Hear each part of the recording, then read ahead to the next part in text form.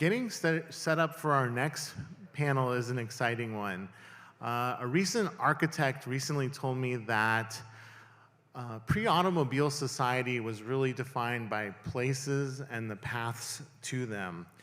And village life has really been sidelined by the personal mobility that we enjoy with having our vehicles, but the amount of space that they take up to drive and to park them has destroyed the fabric of walkability, sociability, our public health, and our resilience.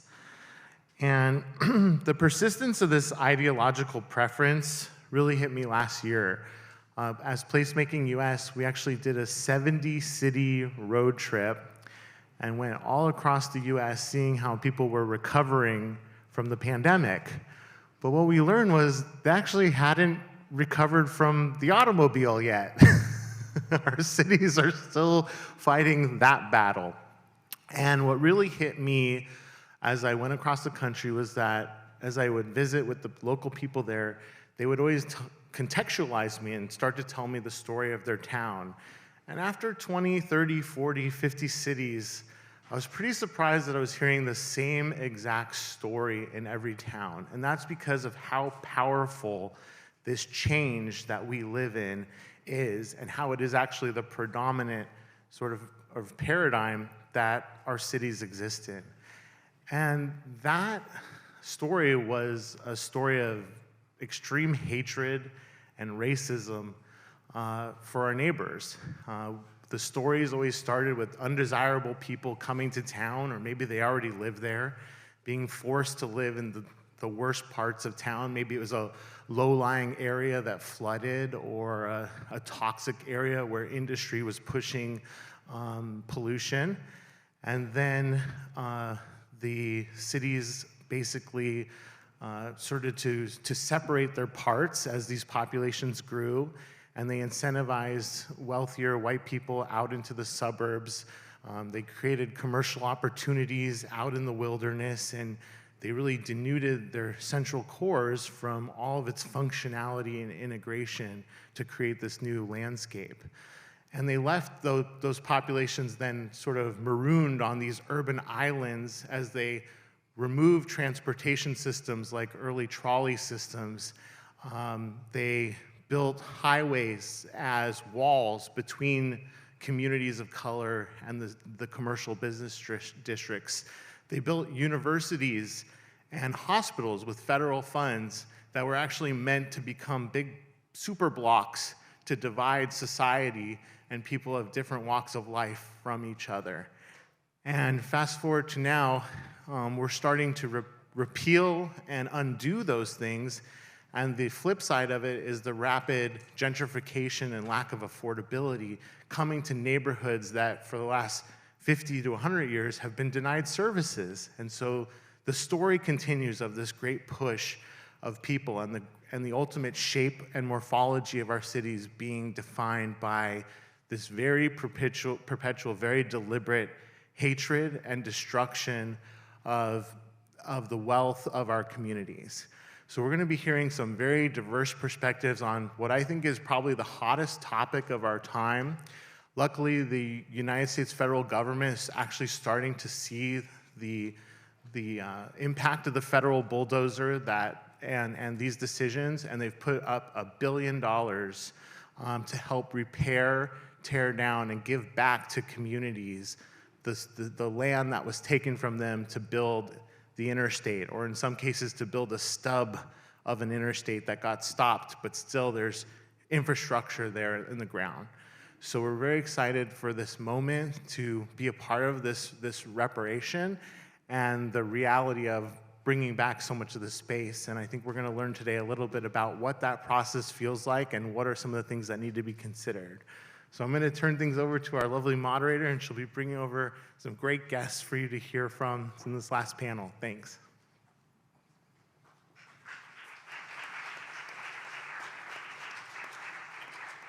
Great, thank you for the introduction.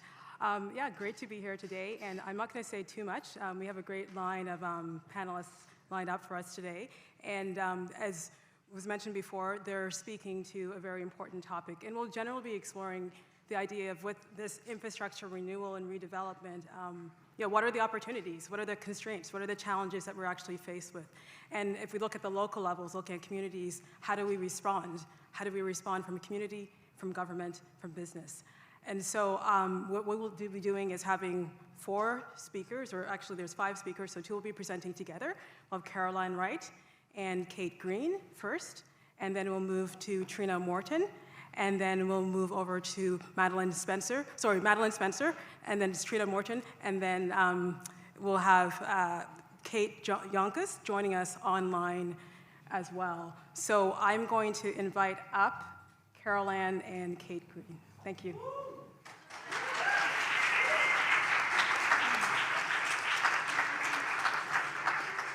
So I'm just going to jump right into it. I know that we have, we're on a time limit. So my name is Carolann Wright. I work for the Halifax Partnership. I'm the Director of Strategic Engagement and Capacity Building. And so we're here today to talk to one aspect of the work that we're doing, one aspect of all the work we're doing with respect to the Road to Economic Prosperity. The Road to Economic Prosperity is made up of representatives from each historic African Nova Scotia community across Halifax Regional Municipality, and also the province of Nova Scotia. We support organizations like Engage and Inspiring Communities, and our plan is also supported through contributions like RBC. It is important to note that this is not the first time that the community has engaged in this type of work. If you go on, I think, the HRM website, you'll see the Road to Economic Prosperity Plan. It's a 5-year plan, 3 pillars, and the details are there. As I said, this is not the first time. As you go through the history of the African Nova Scotian community from the 1700s onward, you'll see iterations of this work. This is the first time we built it into a plan. In 2020, it was passed by HRM unanimously that this is the work both and by providing human and financial resources to this work. So this is, as I said, this is the first time it was set up as a plan. And I just wanted to note before we moved on to the slides that the cloth that you see there, that's the symbol, which is BC Saka, and it's about unity, wealth, and prosperity. So we chose that, looked like a little flower in the middle there, and also we used the Sankofa bird to look back in terms of that, things that inform our work, things that expand our work, and things that are important to the work. Next slide, please. Oh, whoops. I control the slide. So what you'll see is key milestones here. And so this is the work that's been going on since 2017 to March 2022. And we don't have time enough to go into them, but an incredible lot of work going on in this community-led process. And I just want to emphasize that it is community-led, not just in name, but in work. So the community makes decisions from fiscal decisions in terms of how it will be funded, who will be funding it, how it will be funded, to the actual activities that go into this work. The community action planning process, is that you, Kate, or me? I think it's me. Okay. We'll just be moving back and forth here, so bear with that. Thanks. Thanks, Carolann. So the process that we've been working through in Beachville under the Road to Economic Prosperity is, we're calling it community action planning, but really what we've been doing is working with community on the things that are important to them. And we've been advocating internally and working with our own HRM staff to try and realize those objectives that the community has. So, community action planning is a familiar process to people who have worked at the community level, visioning, strategic planning. But I think what's different about our process is how we've been invited into community to support community and advocate on their behalf, which has been a wonderful experience for our staff team that is working on this. Next slide, here we go. So why Beachville? Beachville is one of the oldest African Nova Scotian communities in the province, and it was settled by refugees who had escaped from slavery during the War of 1812. And the community was granted 5,000 acres near the Northwest Arm, And it was a huge area. It included Beachville, the chain of lakes, 9 Mile River. And then industrial development encouraged by the provincial government, especially over the 70s and 80s, encroached upon the community. And most recently, more residential development has encroached in the 1990s.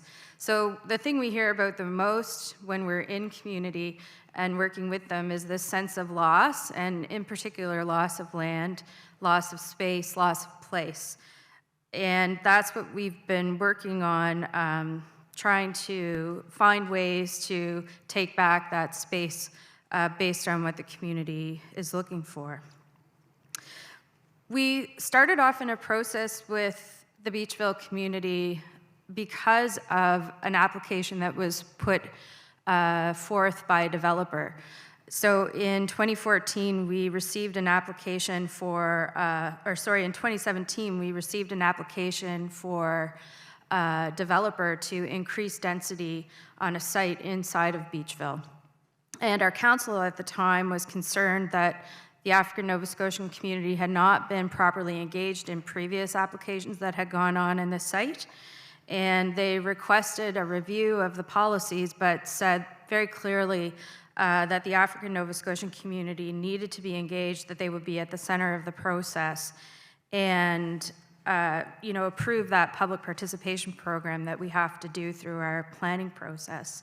So a community liaison group was established, and we spent a lot of time working with community, meeting, at the church in the basement, chatting about past hurts and also what was valuable to community. We went into that certainly, I think, in a way where we were, it was transactional.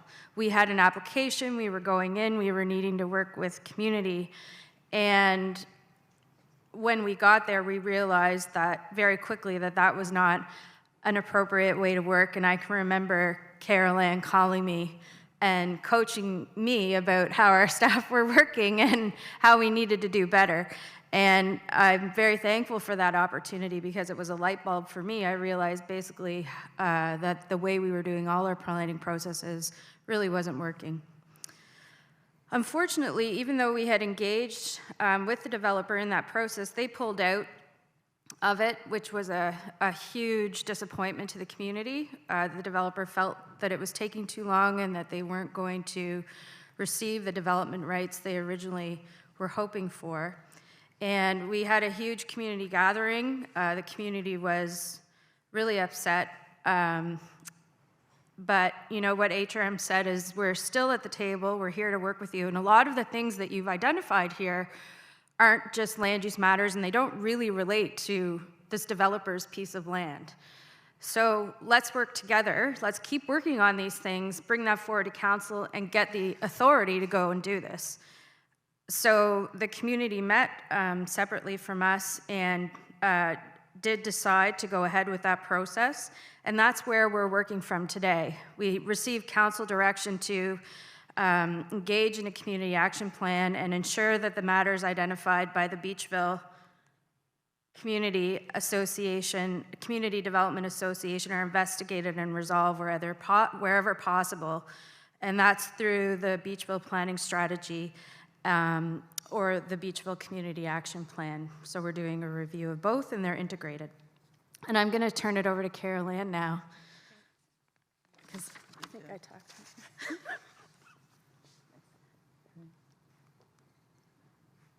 So the process that Kate talks about is community deciding that if this is a process we're leading, that goes from process to determining what the outcomes are. And they did that. And I estimated, just while I was sitting here today hearing those other inspirational presentations, that it was over 5,000 hours of time. That's the minimum of hours that community has dedicated to this process. I think a lot of time that gets overlooked in terms of, if you're talking about community-led process, the time the community dedicates that is extremely valuable as well. And this was an important part of that process. And so ensuring that communities have access to resources and meaningful opportunities necessary to shape communities and improve the quality of lives. So what Kate didn't say, that what happens is communities, you have to earn trust to work with communities, particularly if you are HRM planners, particularly because the history of community is that planning has not been our friend. Those policies have been oppressive. They have eroded communities. There's times when, particularly in Beachville, it's my home community, in terms of transparency, it's my home community as well, that you wake up in the morning, you go to sleep in the evening in communities one size, and you wake up in communities smaller. Signs have been changed without consultation, without you even knowing that that's happening. And that's been the history of African Nova Scotian communities.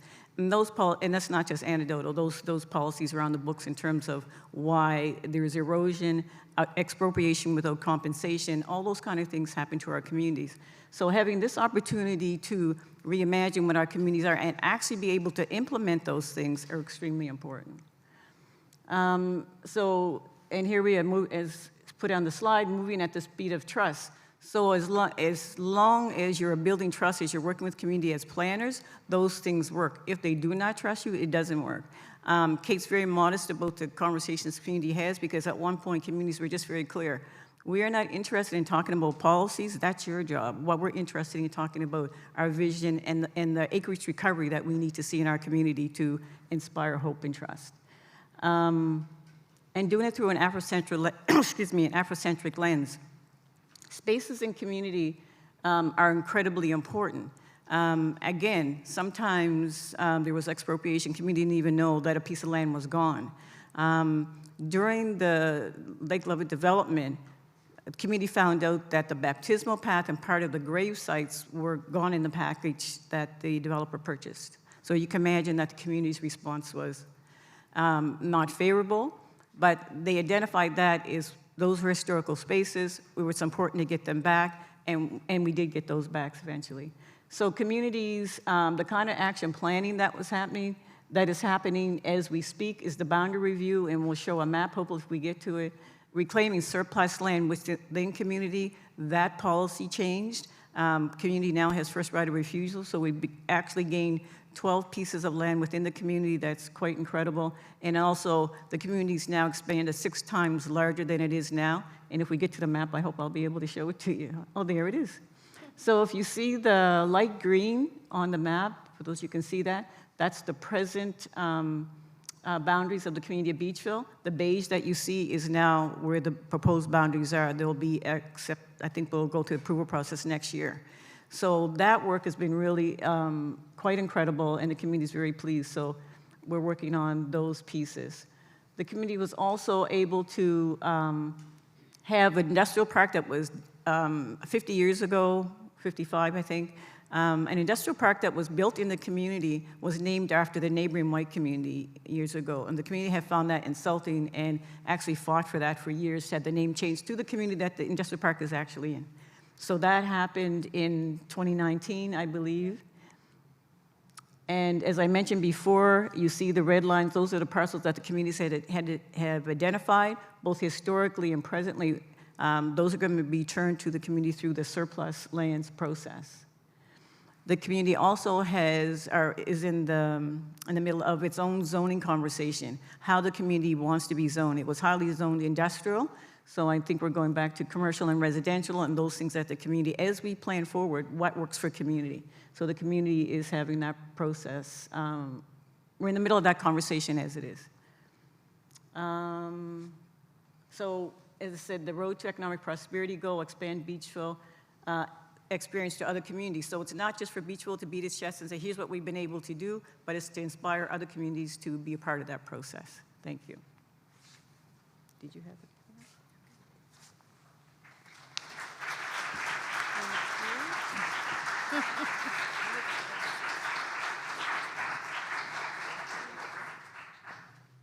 I'm Treno Morton, and today I'll be speaking to you about community engagement while drawing on my life experiences as well as development across HRM.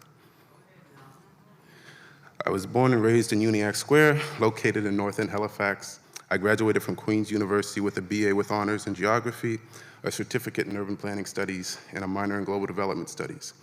Currently, I work as a community engagement specialist. I've recently been appointed a position on the Africville Heritage Trust Board, and I'm excited to begin that work. I also co-own a rolling paper company with my two brothers called Fumes, a business we started with the intent to reestablish Black ownership in the cannabis industry, and we're also the first locally Black-owned product sold in the NSLC. This quote is from a Harvard academic. When we do change to people, they experience it as violence. But when people do change for themselves, they experience it as liberation. This quote is always held true. Regardless of intent, when doing anything for others uninformed, you'll inadvertently harm them in some way. There's so much distrust of municipality by my community that when siding was recently redone on houses, there was a strong belief amongst residents that a forced eviction may soon follow.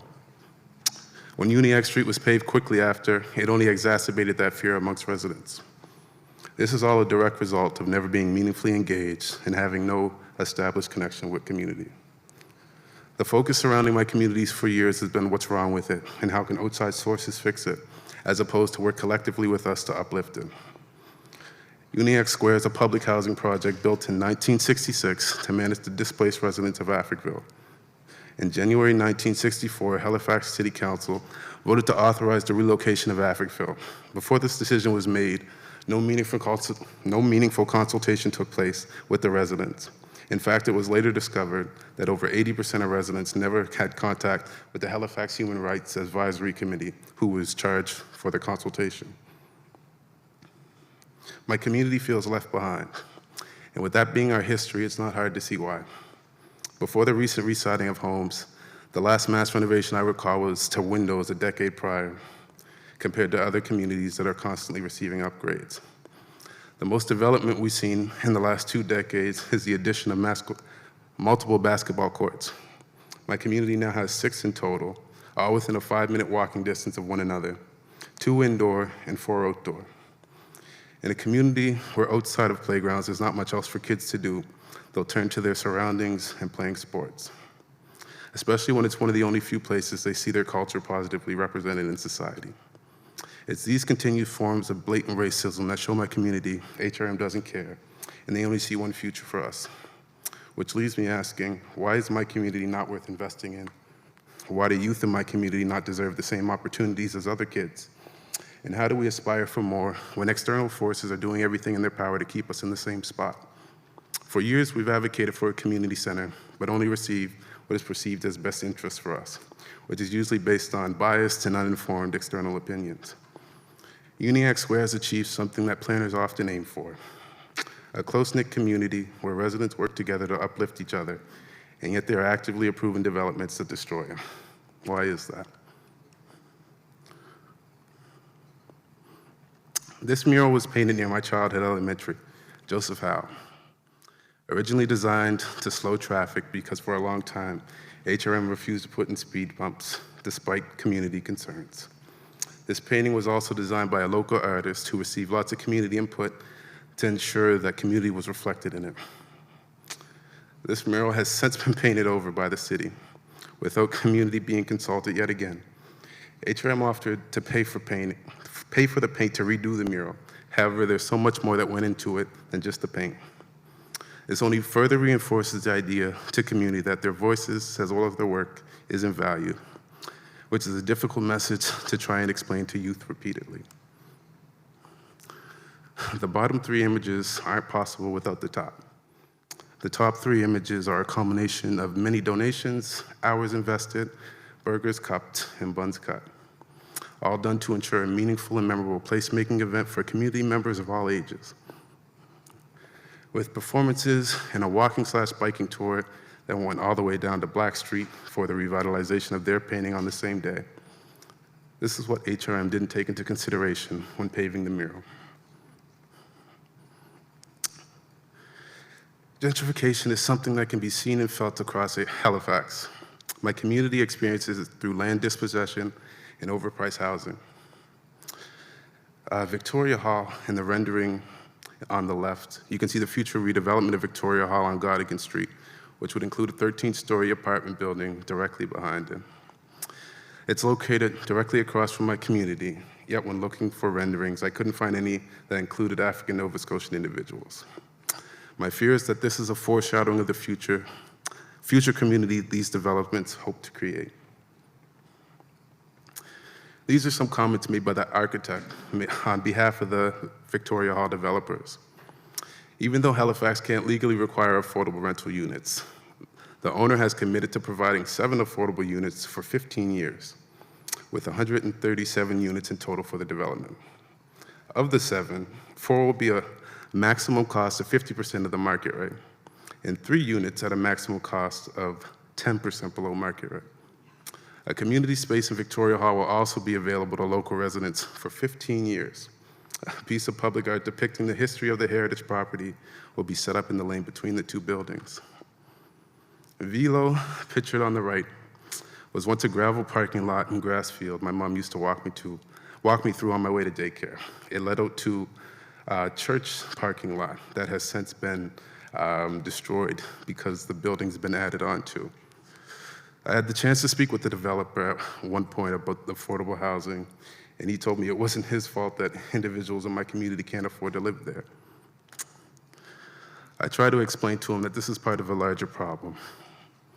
In my community, it's common for students deemed troublesome to get put on IPP, which are non-academic courses, sometimes without parents' knowledge, leading to students getting to the end of high school and unable to pursue post-secondary education, ultimately stopping them from finding meaningful employment. We know how easily youth get disinterested in school at times, but even more so when they rarely see themselves positively represented in the curriculum, a feeling I know too well. Perhaps the biggest missed opportunity to do right by my community is when HRM failed to engage my community to any degree, despite being in their own bylaws, for the sake of fast-tracking the sale of St. Pat's. It's believed amongst some residents that the fast-tracking was done to delay or stop revitalization of Bloomfield to further establish the North End as a condo district. A coalition of community groups fought to buy the property after it was abandoned in 2011 to create a community hub and affordable housing. City Council, however, decided to sell the property to a developer. This prompted the coalition to pursue a court case. Despite going on to win the case, the ruling was soon overturned, and an appeal to the Supreme Court failed, and the former school was sold to Jono Development, despite knowing the developer had no immediate intent to do work on it. Leaving the community in the same position it's always been, but now with the added fear of mass development at any given moment. Opportunities to do better. I see the Cogswell project as an opportunity to do better in terms of affordable housing and representation. Yes, there was one engagement session held in my community for this development. However, it's not very meaningful for a project as large scale as this, happening regardless of community input or pushback. And as seen in previous slides, community consultation rarely results in my community being reflected in a space. Instead of offering multiple suggestions and trying to represent my entire community, like many BIPOC individuals are forced to do, I'm led to ask these questions in hopes to spark more meaningful engagement to be done around the development. If the engagement done so far were to lead to African Nova Scotian being reflected in this development, how much would it be? Enough to meet a minimum requirement and check a box, which seems to be the current standard, or would it be meaningful representation, co-created with BIPOC communities, not just my own? I'm sure many of you are aware Halifax has the most bars per capita in the country. But did you also know this province is home to the largest Black Indigenous population in Canada? The current belief amongst community is that the engagement for this project is done simply for HRM to save face and make up for previous mistakes. Cogswell is a major opportunity to create meaningful change across HRM by ensuring that the voices of all groups impacted are heard, especially residents most vulnerable and most overlooked. There's an opportunity with this project to make affordable housing a priority and ensure that rent prices are defined by those seeking housing. What are the benefits of having diverse developments? Perhaps the largest benefit is creating a space for new ideas to flourish. By having more diverse cultural perspectives, you can inspire creativity and drive innovation. You also have more opportunities for exposure. Racially diverse neighborhoods provide more opportunities for exposure and interaction between different groups. This contributes to the greater tolerance, fair-mindedness, and openness to diverse groups and settings. Enhanced optics is another benefit I'm sure most people are familiar with. Developments dedicated to supporting and promoting diversity and affordable housing are seen as good, socially responsible, and more humane, ultimately leading to a better reputation. Diverse housing also helps to prevent othering. By not catering to one type of potential buyer and making developments more affordable based on resident income, this will help make them feel more welcome in these spaces and more comfortable participating in future engagement sessions. Finally, diverse developments allow different groups to unite efforts to solve common issues in a way that does not exclude anyone from reaping the rewards. Event hosting. It starts with doing the groundwork. Hosting or attending community events and spending time with residents off the clock shows them you genuinely care about them and their well-being, not only when being compensated to do so. Unofficial events like this also help us to humanize one another and show us that we have more in common than we think. Moving forward, we need to work to avoid showing up simply to extract information, because that can be felt by community, the same way showing up just long enough to take a photo can be. Everyone is busy, yes, but we make time for the things we deem important to us. Bringing residents to the table for community discussions are valuable in establishing and maintaining relationships with residents. This not only helps establish a better understanding of communities' wants and needs, but also the thought process behind them. Working with local groups, organizations, and community leaders on projects whenever possible is another great way to establish and strengthen relationships within community. The solution for most issues within community can be found amongst residents. Typically, the only thing stopping us is lack of access to adequate funding and support. Perhaps the form of engagement with the most benefit is training sessions, capacity building, and the opportunity to create leaders that can go on to teach the work or apply the skills learned from the sessions. When created based on community needs, it serves as a meaningful way to get people off the streets and involved, doing something they've requested to see in their communities.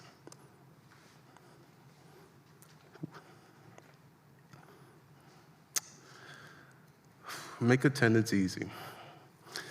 You can make attendance easy by meeting community where they're at.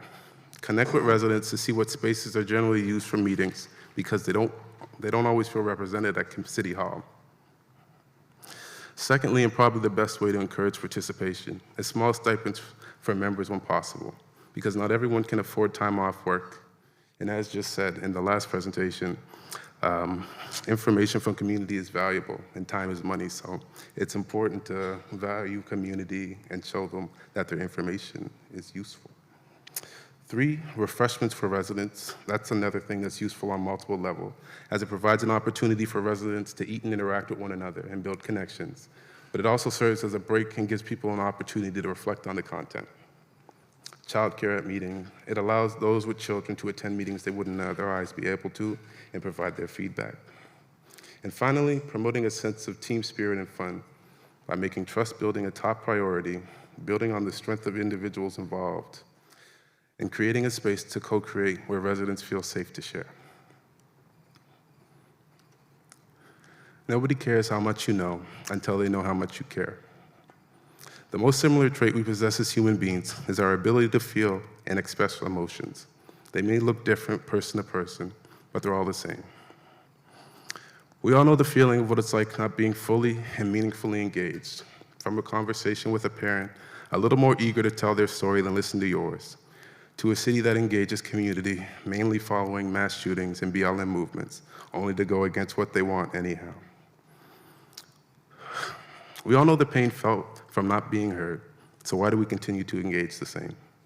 We need to do better, not just for one group or price point, but for all people. We need to make sure we actively engage. Thank you.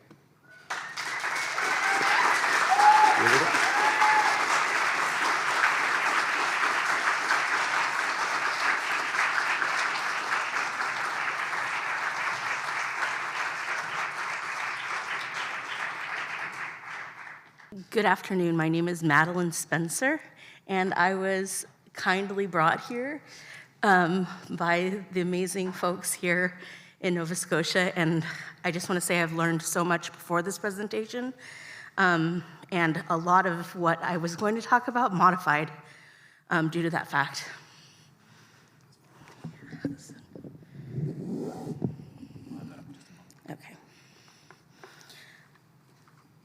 I'm just going to begin, and when it comes up, I'll start clicking in.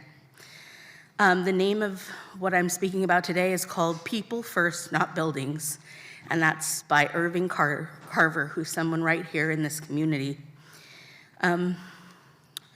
What would happen if a sense of community was at the center of our cities and that individual self-definition was related to its sense of community? What if cities centered mastering what produces the maximum feeling of belonging, that the resident really mattered to one another in the group? What if this commitment to one another really meant something?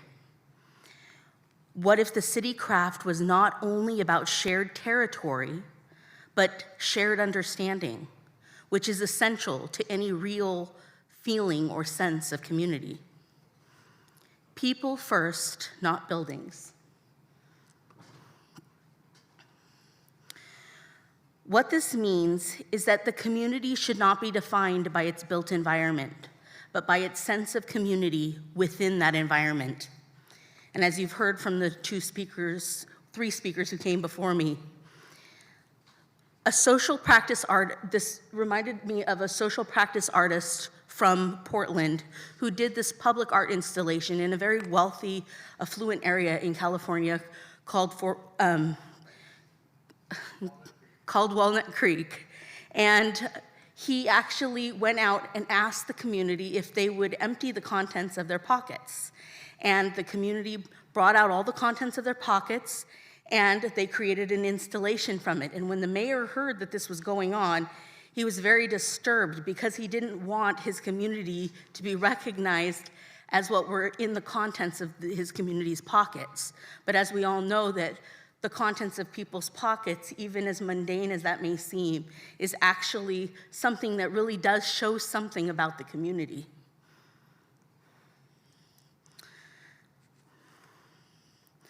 Placemaking is a practice in line with urban sociology which focuses on the experience of community in place rather than its structure, formation, setting, or other features. This experience of community is what I call civic morphology. Within the province of public administration, on the other hand, the concerns are structure and formation, the settings and features. Public administration regularly overlooks and neglects or ignores the felt experience of the community in its planning practices, and oftentimes they don't even ask the community. This is an image.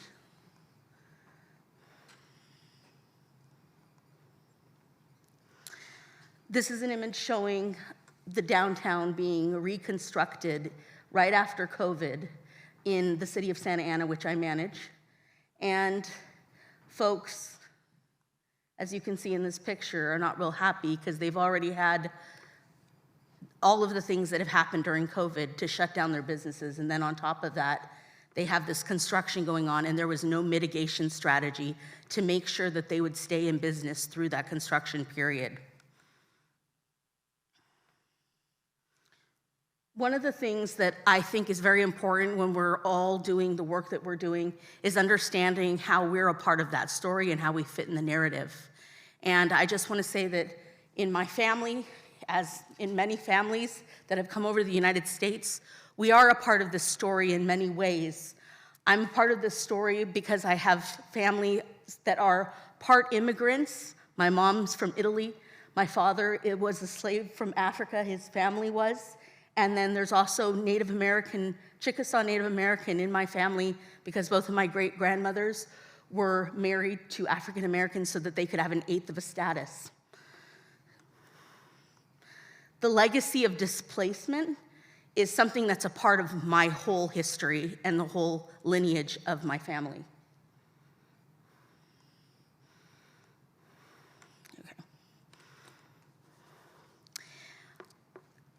Immigrants and minority groups in many cities across the United States are perpetually fighting a ground war about visibility and access to space, yet the urban development patterns have not changed. The continual recreation of bureaucratically organized and unimaginatively implemented spaces continue to be the order of the day. Civic environments built without much, if any, democratic input from the communities are the norm. Planning is regularly based on old practices and are contingent on negotiation between government, developers, and urban planners, but rarely request any input from local community. These methods of planning have proven unable to keep pace with the social changes occurring in the 21st century, specifically those changes related to equity and social justice in our cities. Old methods of development preserve standards written in municipal codes that today are shown to be both racist, inhumane, and damaging. Policies like the Federal Highway Act and redlining exist today in different forms. Without these codes being updated and intentionally changed in our laws, cities end up colluding in the reiteration of what political sociologist Eduardo Bonvilla Silva called racism without racists, and what political activist Stokely Carmichael coined as structural racism. These historic policies still guide our relationships in cities to space and place. Yet instead of really digging in and working through these difficulties, what is commonly found in cities is that our structures of governance maintain the divided city. The structural racism continues to invisibilize, silence, and push people around. The reaction of communities to being pushed around in space very regularly compels what Foucault described as a civil war in our cities and on the grounds of contested space. These civil wars reveal the de facto maintenance of structures as they are related to power, social organization, and the continued production of the built environment. Starting with sociologist Henry Lefebvre, in the concept of co-creation, which is a newer concept, has become globally popular in different sectors of society. Co-creation involves a multi-directional approach of problem solving, where instead of being a top-down, bottom-up process, co-creation collapses the hierarchies between local government, business life, local schools, universities, residents, and other stakeholders. More and more, we are looking at the capacity of co-creation to transform the practices of the public sector in the context of urban development. This is important to our understanding of who currently has the right to the city. It's important to our understanding of who has the right to production within its space, and how transnationalized groups of immigrants and the poor who live within urban spaces can fully and comfortably acclimate, settle, and age in place, and even settle to become stewards of these places.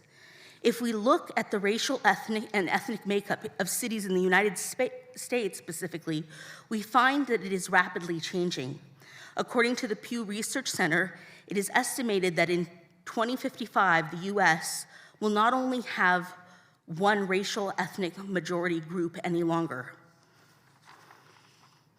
It's my understanding that we are currently living through a radical transition or shift. The relationship of power and the way that we must relate to the changes rapidly occurring in urban space that have been brought about by globalization and urbanization is what underlies this conception.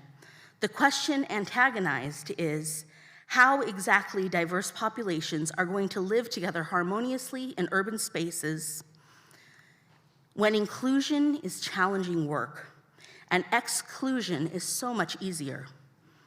Exclusion is especially difficult when we're talking about public spaces, immigration, environments, nationalism, populism, globalism, park planning, city planning, and issues that arise in our current social structures and planning systems. So instead of really digging in and working through this difficulty, what we commonly find is civic leaders at the state level invisibilizing, silencing, and pushing people around. It's a de facto way which creates a very emotional narrative within communities. Therefore, what I wanted to share is that the cohesion is going to require our cities to have a marriage between its structural integrity of the city and the feeling of the psychological sense of community within communities and the city. The structures that hold the community remain unintegrated, without the recognition of the community's perception, understanding, attitudes, and feelings about the way in which the community's sense of connection to not only one another is regulated. We must look not only at the part of the city, but the whole experience of the city and to its residents and for its residents to one another. I wanted to show now that I am seeing a trend. We did a Road to Recovery tour in the United States and went to 70 cities across the US, and there are some things that we are seeing changing. And while in the past, it was a big thing to build highways in our cities, right now we're seeing highways everywhere being torn down. This is an example of the Big Dig in Boston, where the highways become a parkway. But these are all the other freeways that have already been completed out of 60 across the US that are currently working toward that goal. One of the projects that we're currently working on in Placemaking US is 40 acres of land in a small community that has been taken over by industrial land, and the communities kept getting closed out in South Park, Seattle.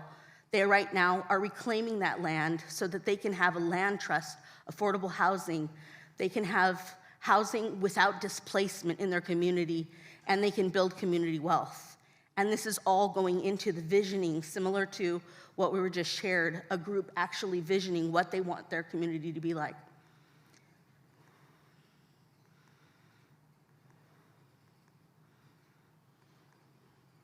We have a lot of our riverways, which we controlled and straightened, are also being changed because during that time there's the dams. They were dammed, the rivers were controlled, and they were also industrialized. So a lot of industrial waste had gone into all these different rivers across the United States. Now they're actually going back and they're actually turning our rivers back into places that people can actually access. And that's happening all over the place. In Oklahoma, right now, they have one of the largest water sport areas that they've created out of their rivers, which was very shocking to me when I first saw this. Another piece of this is that Native American groups that were all spatially segregated into this area are being given lands to be able to put their museums and start to tell their histories and start to be able to share. And it's a very beautiful thing, and further integration still needs to occur by far, as you all know. Our city parks were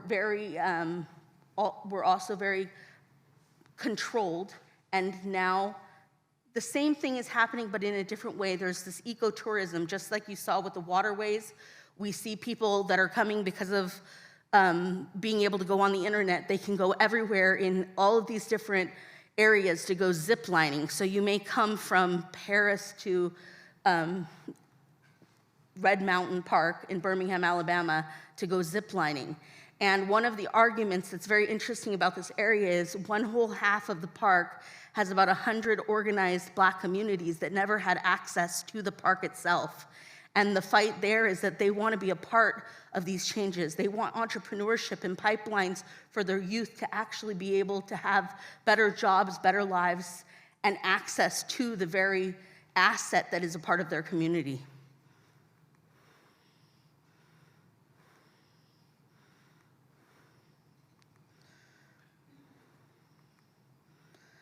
Another thing that's happening is that there's these renewable nations projects where people are starting to move towards climate change in terms of creating whole areas that were land that's underutilized and turning it into spaces where they're partnering with other countries like Japan, the indigenous nations in the local area, et cetera, so that they can come up and create strategies and educational places to be able to teach people about how they can actually move forward in the era of climate change.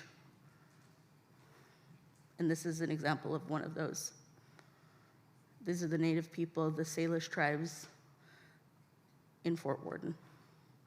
And then we have people in cities like New York where they've taken industrial areas and just personally taken to transform those industrial areas.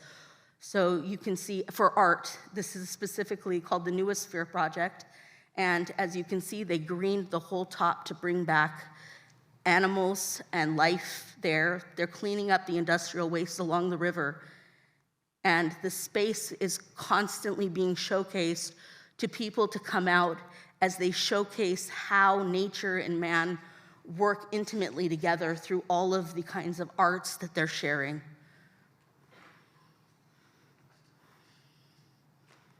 On the rooftops of buildings. And last is people regenerating vacant lots and turning them into places where they can grow food. This is a project called Sowing Seeds of Change. That's a vacant lot, and they brought soil right in on top of it and just began to grow. And Long Beach has one of the most beautiful food scenes that I've ever seen, with many connected peoples that are working together to actually create sustainability and connect all of the people who eat, all the people who put seeds in the ground, and all the people who cook, so that those food systems run through and work together seamlessly, so that communities also who have food insecurity have places to do crop swaps and share food.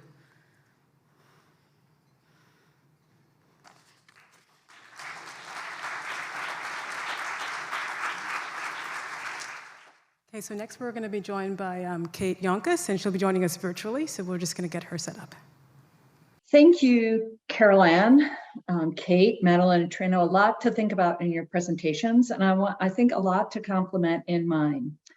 I'm going to talk about attainable housing, and I have attainable instead of affordable because it's important for me to talk about housing that is attainable to everyone. And I just want to talk about some things that I've seen, things that are in the way of us achieving what we really want to do in terms of our communities. So in a lot of ways, we are stuck when we are talking about housing. We often talk about housing and talk about homelessness in the same breath.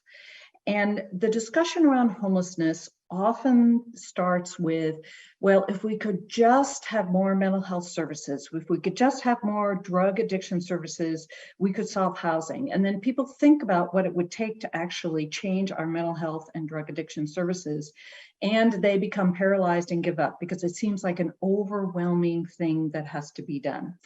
And in Seattle, in our region, when we talk about homelessness, we think there are about 40,000 people that are homeless. And when people say that number, people give up because I think we're just never going to be able to get there. And in your province here in Nova Scotia, you're going to need, according to the Canada Mortgage and Housing Corporation, 50,000 new housing units by 2030 to be able to have enough housing to reach your affordability goal. And in Seattle, we guess that we're going to have to do 9,000 units of affordable housing a year in order that everyone can have attainable housing.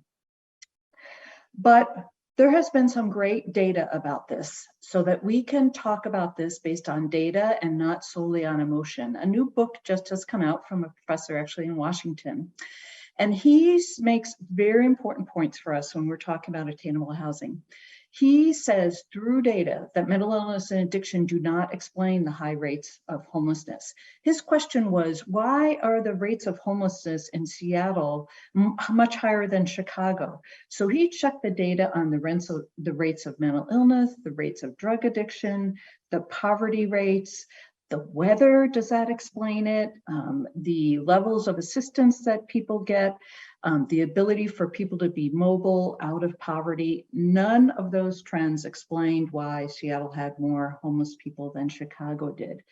And it was interesting, he also found that contrary to expectations, homelessness tends to be lower where poverty rates are higher. He came to the conclusion, shown through the data, that housing market conditions drive homelessness. And this is why high poverty cities in the US like Detroit and Cleveland have low rates of homelessness.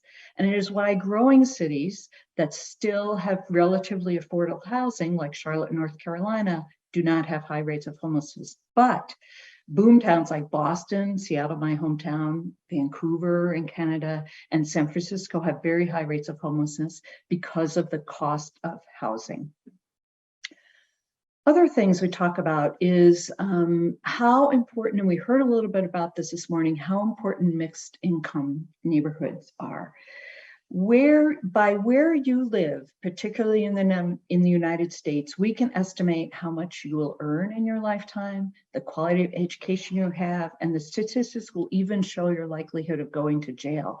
And because the research is showing that poor kids who grow up in mixed income neighborhoods have better lifetime economic results. And very interesting, recent research from the University of Michigan shows that even moving low income children into less poor neighborhoods can have a major positive impact on their life challenges.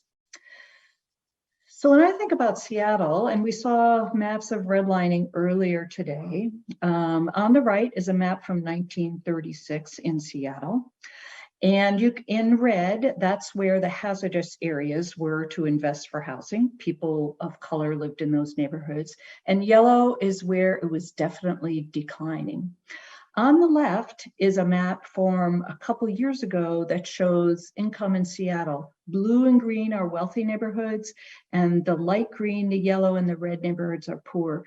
The impacts of redlining everywhere in North America are still seen in our communities.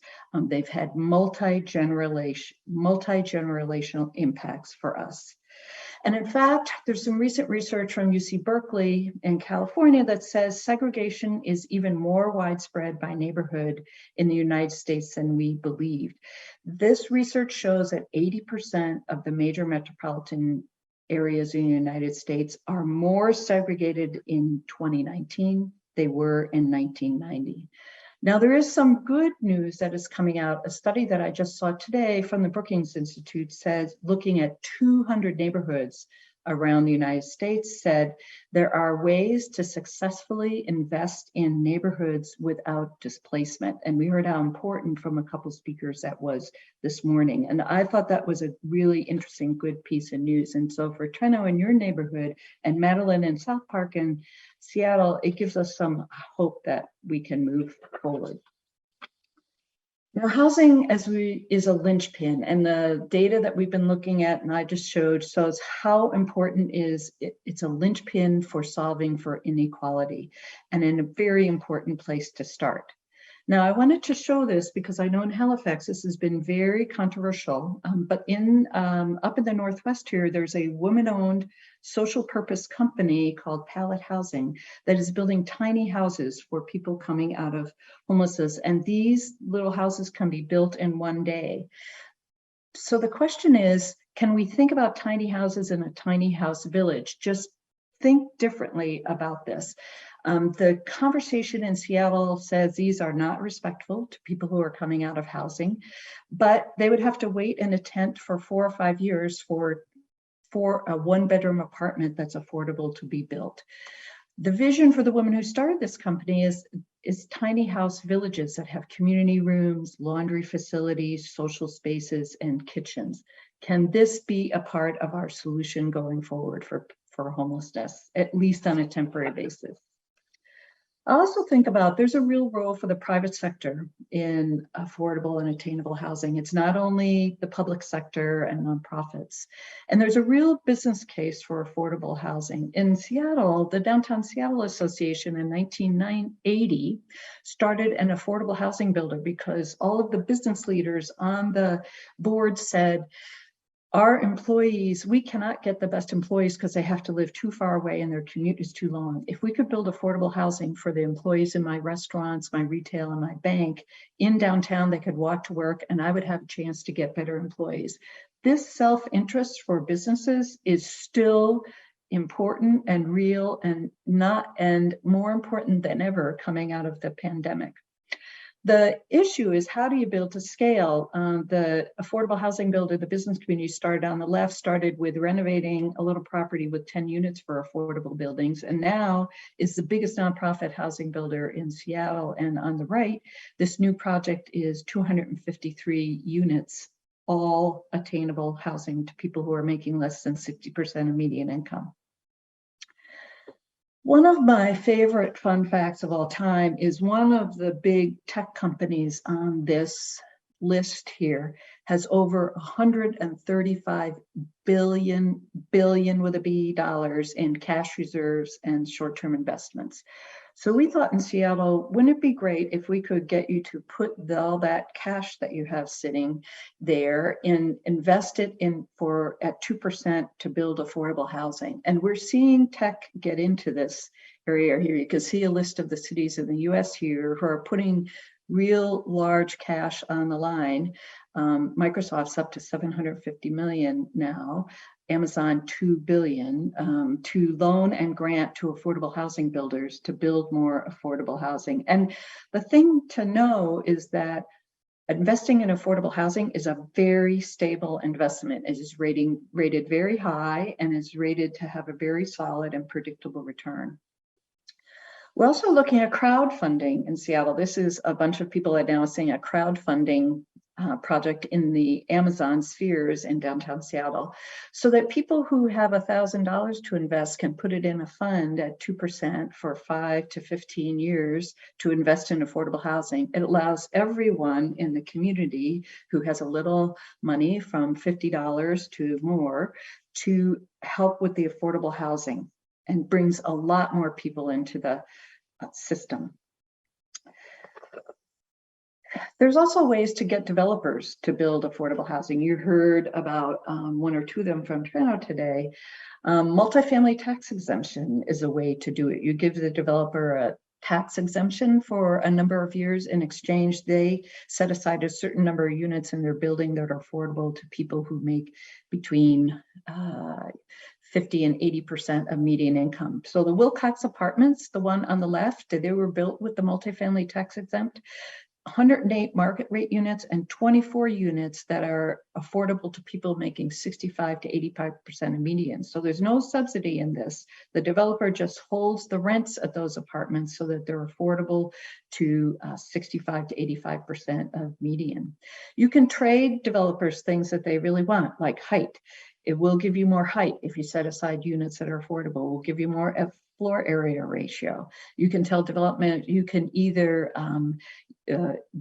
perform by, if we give you more height, you can put the units on site, or you can pay into a fund at the city that builds additional affordable units. There's a lot of creative ways to approach developers to get them to build more affordable units. Affordable units, this is a great article in Bloomberg Business recently, can also be built in the private sector by for-profit builders.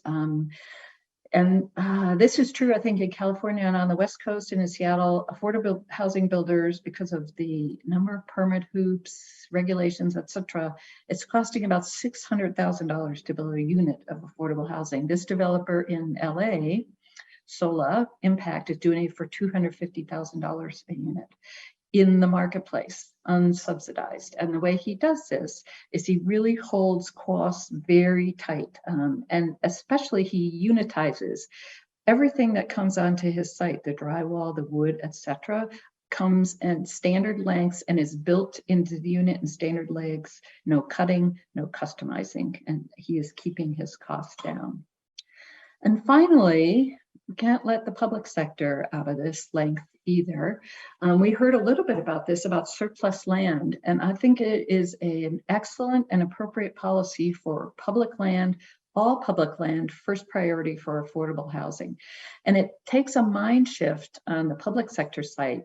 Often the public sector is pushed to get the highest and best cost for the land that they have that is surplus, but how about if we get best value for the community? And there's lots of interesting projects all around North America on this.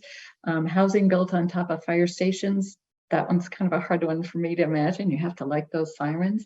Hospitals, housing co-located with healthcare development on top of libraries. When you think about all the public sector development that's going on, you can put some affordable housing in there if you are creative. So I really am in favor of requiring public agencies to first make public to surplus or underdeveloped land available to affordable housing first. So there were some ideas about working on housing and homelessness. And this is a great mural artist in Sacramento, California. This is a sign outside his building where he creates his murals. It really is, in communities, our time to lead. We need to really think about how we frame the problem of homelessness and affordable housing. We need to get past our preconceptions and our emotional responses and really think about facts and data about how we can make this work and be ready to try new ideas. So at the end of the day, it's really the end of your conference day today. It's really the beginning, because you've heard lots of great ideas. I can feel the energy even over here way on the other coast. So everyone, this is your chance to lead. So I'm looking forward to hearing what you do. Thank you. Great. Well, thank you to all of our panelists. So we're going to take some time. We have about 10 minutes for questions. And so I'm going to open up the floor to see if we have any questions. I don't know if there's any online. I'll have the online team let me know. But first, are there any for folks who are here in the room? Thank you.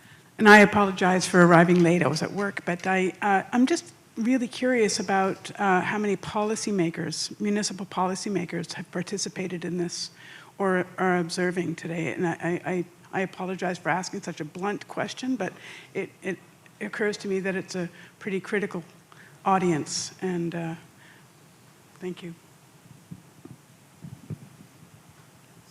When I kind of look to one of the organizers, I mean, we do have a municipal planner here right now from HRM, Kate, who presented with Carolann. So certainly there's a few hands I'm seeing going up too. So there are some folks, there's several in the room, as you can see. So I think a mix of who's here. We certainly have folks who are in the industry, who are planners, in the private sector, the public sector, folks who are interested, folks who are coming from community, folks who are students.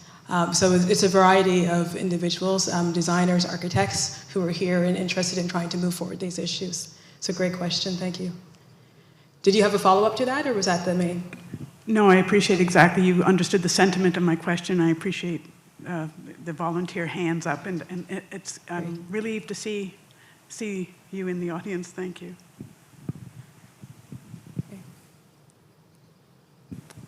Okay, so I mean, I think I'll jump in and ask a question to the panelists. I think we heard a lot. I really appreciated Madeleine, sort of the context setting that you provided, as well as Carolann, in terms of us understanding the history of planning and the history that has in structural racism to produce what we have today. So to starting there and that learning and acknowledging, that is something that came up before too, and I do in previous presentations, and it's really important that I see a hand up there, so potentially there's a question. So I'll come back to my question because I want to open up the floor to everybody first, but I just wanted to acknowledge that in having these conversations of how do we move forward, what's the vision for moving forward in diverse spaces, needing to recognize, acknowledge the history and the role that planning, the profession that I'm part of, that many of us here are part of, has had in producing racist practices that continue to harm and have harmed in the past.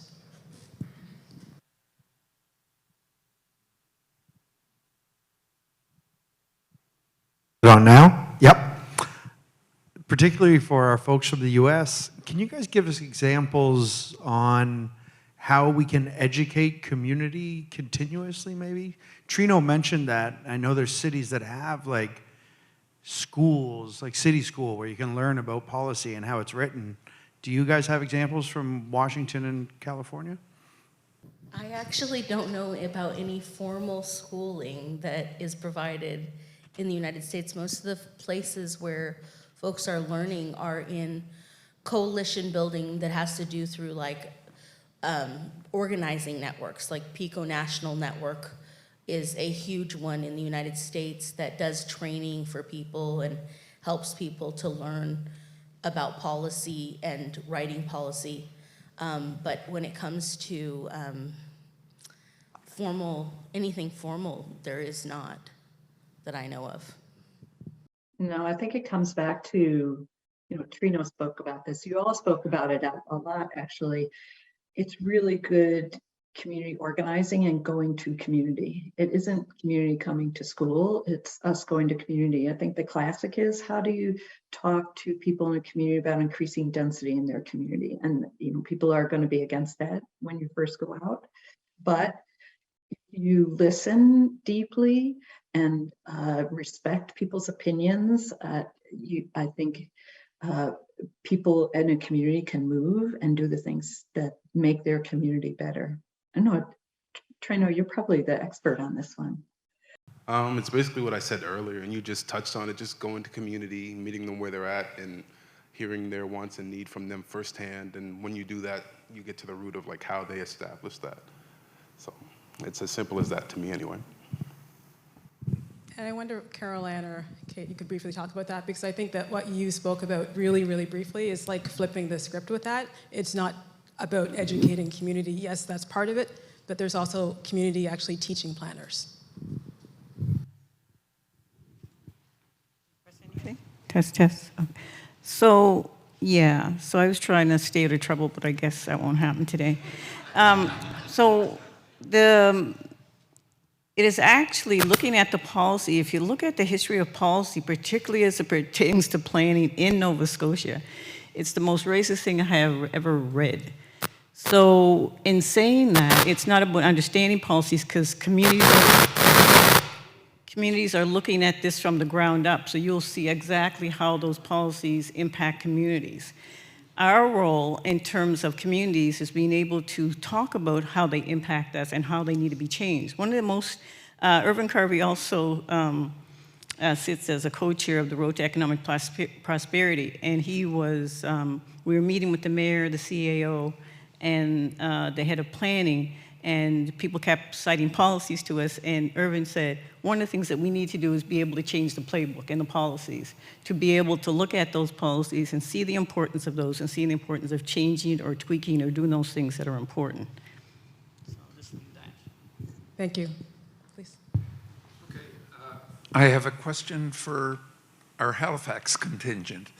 You're all in HRM. It seems to me I've heard two very different stories about how your respective communities have succeeded or been treated over the years. I've been resident for 50 years in this city, and it seemed it was at the same stuck place 50 years ago. Beachville has made some progress, admirable from what I'm seeing. Uniacke Square seems stuck at the same place it was when I moved to the city. I'd like your thoughts and comments on the city, on where your communities are. I'm always short and sweet with my responses, but in regards to that, I always say the people making the policies to support and uplift community don't reflect my community at all. So, like I said in my presentation, you're ultimately going to inadvertently hurt the community. And the only development we've really seen is the addition of basketball courts, or like the upkeep of basketball courts and stuff like that. So until we're in the room helping make the decisions or define the policies, nothing's ever going to change. In terms of Beachville, the progress, I mean, if you look at the changing of the sign that took 50 years, that's not progress. That's a change, right?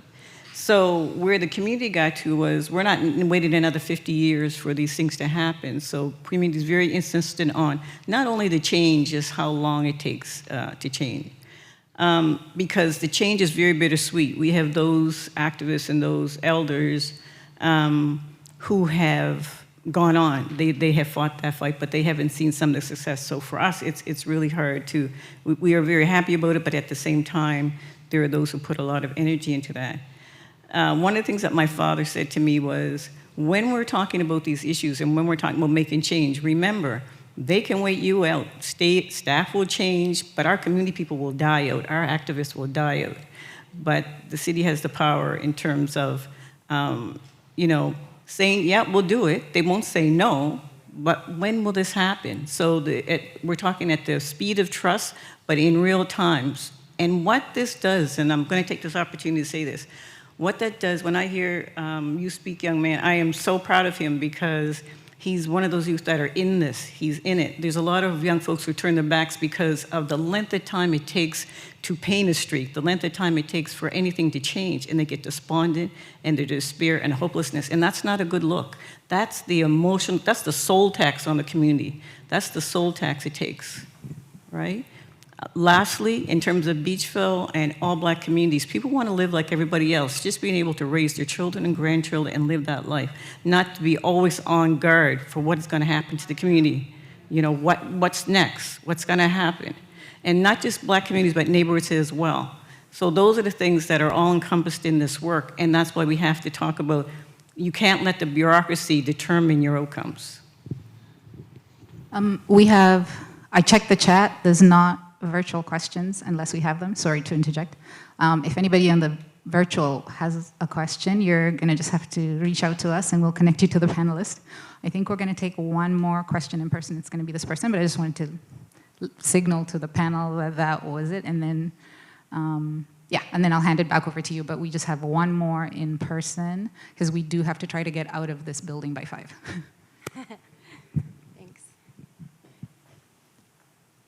Thank you to all the speakers and all the people here today who made this happen. I just want to acknowledge, like, each and every one of you are inspiring, and you filled my cup, especially Treno. Thank you for everything you said. I connect with a lot of it, and I just wanted to hold some space. One point you mentioned is all the work and the time that's like off the clock that goes into this, and the importance of, you know, providing compensation for community knowledge as like an equally valuable knowledge system. And then I think about too, like the strength and the history here in this place in Mi'kma'ki, and how everywhere you go it's opened with, you know, this is traditional unceded territory, and the strength and the solidarity of our communities joining, like the local Mi'kmaq and Indigenous nations, with members of the African diaspora and folks who identify as Afro-Scotian, and how far back that goes, like hundreds of years, and it's still continuing today. So I just wanted to say thank you for all the work that you do every day, and a lot of it goes, you know, unseen. And I'm thinking like all of that, you know, that compensation, those are the parts that fill our heart. That goes so much further than money per se, but yet more money is always good. So let's do that. let's figure it out together. And I hear the message today. So my question is, how can we bring together, I guess the acronym is BIPOC, communities here in Chiboucto or Halifax, in all the projects that we do? What are some good ideas or actions that are happening? And not just from our community, because it is like consistently, it can be psychologically damaging to continue to have to educate around white fragility and being in this space and holding that. So like, how can we reverse the colonial gaze to get them to do the work as well? Long question. Yeah, like you said, it is definitely mentally draining. You probably heard a lot of sighs while I was presenting. It's always tough to talk through. Just lived experience, so always close to my heart. But I always say the same things. Meeting community where they're at. Not a lot of people feel represented down City Hall because there aren't many individuals that look like us there. Meeting community leaders, those who have a lot of influence in community. No one individual can speak for community, but it's good to refer with people who have a lot of pull in community, who you know are telling you the right things, and just kind of taking that back to community and making sure it is true, not just taking it for one individual and running with it. So just doing the small things repeatedly. Anything else to add? Yeah, certainly. I think there's a lot of work that we need to do in government, obviously.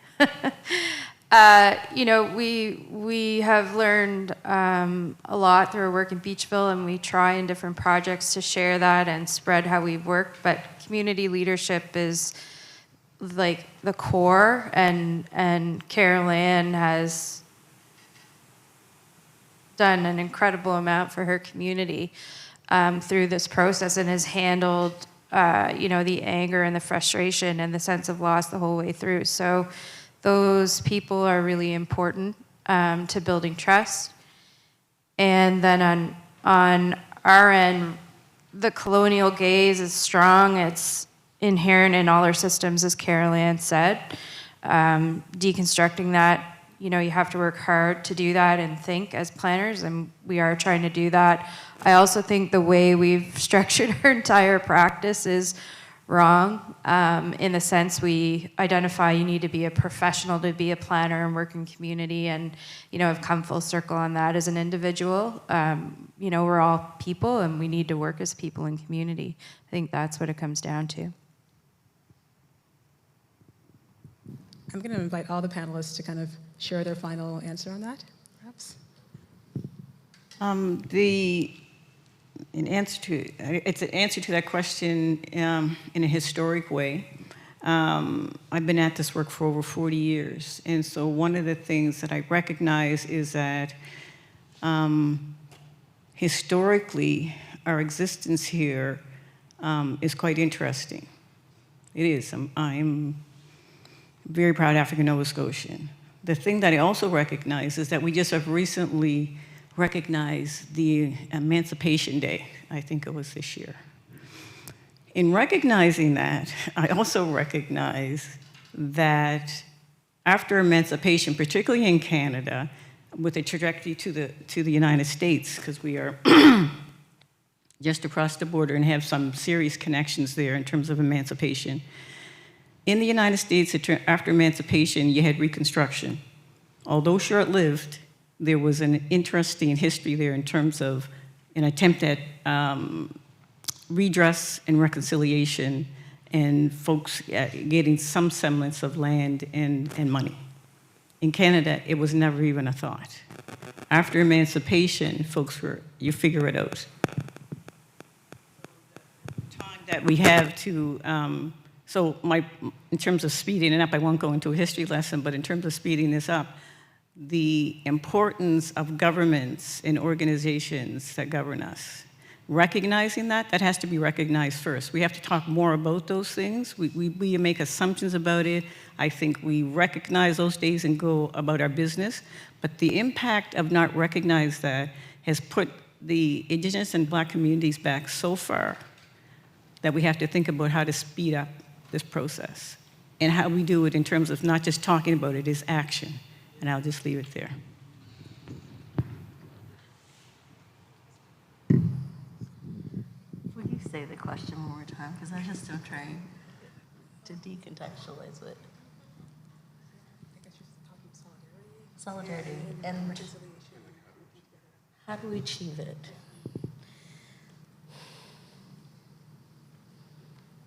I think that there's going to be a lot of mourning that has to be processed in order for anything new to grow, essentially.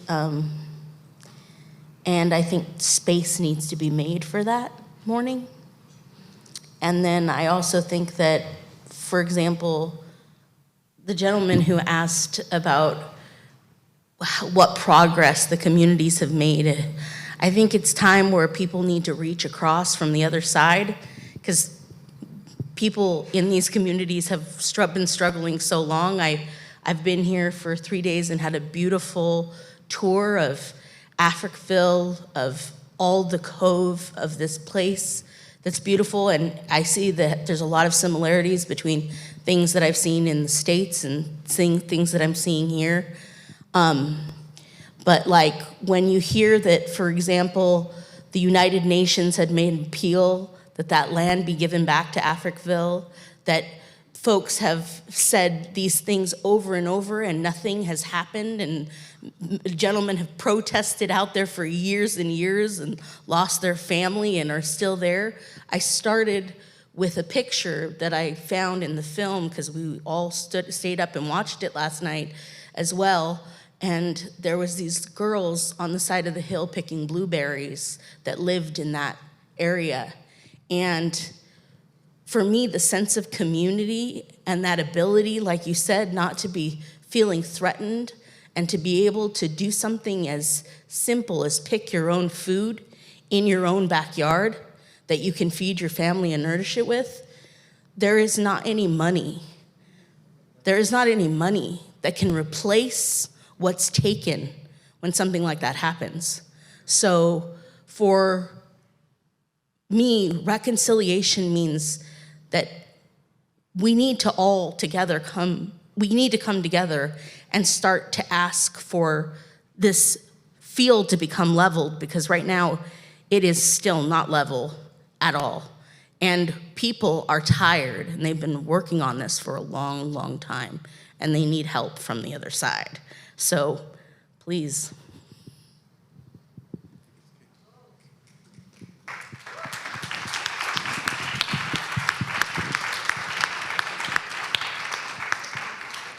Okay, Kate, can I invite you to make your final comment as well? This Kate? Yes. You know, in July of this year, the LA County gave back parkland at Bruce's Beach to the descendants of Black families from which it was stolen 100 years ago. So things can change. And I think as planners, our responsibility is to set the table and to make sure that everybody who needs to be at that table has a space at that table for the decisions that impact our urban spaces. I think that's it. Thank you very much. So in closing, again, I'd just like to say thank you again to, did you answer the last? Kate Greene, did you answer this? Yeah, I think we did. Yeah, we started. Yeah, so thank you again. I think 3 questions that I like to ask that you don't have to answer, but they're rhetorical questions that I think about is people, place, and practice. So who's doing the planning? What spaces are we planning for and for whom? And what's happening in those places?